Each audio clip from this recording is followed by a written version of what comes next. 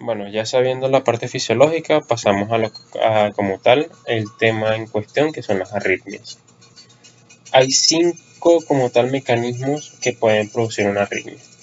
El primero son las arritmias de origen sinusal, consisten en aquellas arritmias en las cuales la actividad eléctrica sigue como tal la vía habitual del sistema de conducción, pero esto lo hace de manera rápida o de manera muy lenta o puede ser irregular. Tendríamos aquellas arritmias que se producen o las cuales también conocidas como los ritmos ectópicos.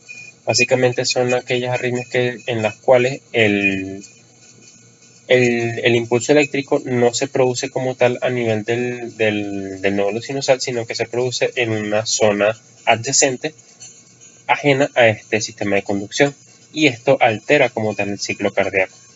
Tenemos aquellas arritmias las cuales se denominan arritmias por reentrada, donde básicamente ocurre un bucle donde el sistema de conducción está continuamente mandando impulsos, haciendo que el corazón se contraiga de manera continua y anómala. Y tenemos aquellas arritmias donde la actividad eléctrica se origina en el nódulo sinusal y sigue las vías habituales, pero se encuentra con una especie de bloqueo, una especie de pared que impide que ese impulso siga transmitiéndose.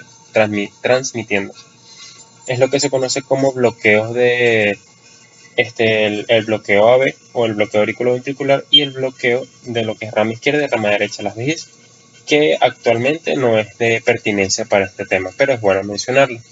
Y por último, aquellas arritmias que suceden cuando la actividad eléctrica sigue una vía accesoria anómala en vez de seguir por las vías de conducción normales. Normalmente es por la aparición de ciertos haces del sistema de conducción congénitos que producen algo denominado síndrome de preexcitación, conocido como Wolff-Parkinson-White y el Longano-Levine. Estos tampoco son de pertinencia para este tema, pero es bueno que lo mencione. Pasando con las arritmias de origen sinusal, tendríamos primero la taquicardia y la bradicardia sinusal. Estas básicamente son lo que si ustedes vieron semiología, bueno, saben que lo que es una taquicardia y una bradicardia y es básicamente lo mismo, ¿ok? Estas pueden ser normales o patológicas. Normalmente cuando nosotros hacemos ejercicio, obviamente la frecuencia cardíaca va a aumentar para mantener los requerimientos metabólicos estables. Entonces, se va a definir así cuando la frecuencia cardíaca aumente a más de 100 latidos por minuto. Y bradicardia sinusal cuando esta está por debajo de 60 latidos por minuto. Obviamente esto también se puede presentar en ciertas patologías, como la insuficiencia cardíaca. La bradicardia también se puede presentar en infarto, pero básicamente es una definición que todo el mundo debería saber. Tendríamos los marcapasos no sinusales. Esto es más de lo mismo que les llevo mencionando aquí, ¿ok? Cuando el nódulo sinusal, que tiene una frecuencia cardíaca entre 60 y 100 latidos por minuto, no puede producir el latido cardíaco, básicamente los otros componentes del sistema de conducción relevan esta función. Y esto es lo que se conoce como los marcapasos no sinusales, ¿ok? Estas pueden generar descargas entre 60 y 75 latidos por minuto, pero va a depender de qué específicamente tome el control en ese momento. Las arritmias sinusales, básicamente, es un tipo de arritmia donde la frecuencia cardíaca va a estar aumentada, pero como tal el ritmo básicamente va a estar irregular. Ya se los voy a mostrar de mejor manera en la siguiente lámina. Básicamente, cada latido o cada impulso cardíaco no va a ser constante en el tiempo, sino que el intervalo va a ser irregular entre cada uno de ellos. Esto sucede de manera fisiológica por la respiración. ¿Okay? Esto se acompaña en la inspiración y la expiración, no debería ser patológico en la mayoría de los casos. Y por último tenemos la parada sinusal, la sístole y el latido de escape. La parada sinusal básicamente es cuando el sistema de conducción deja de disparar, deja de producir impulsos. Y esto básicamente en el electrocardiograma se va a mostrar como una línea isoeléctrica plana sin ninguna actividad eléctrica. Y el paciente en este caso ya es cuando el paciente muere.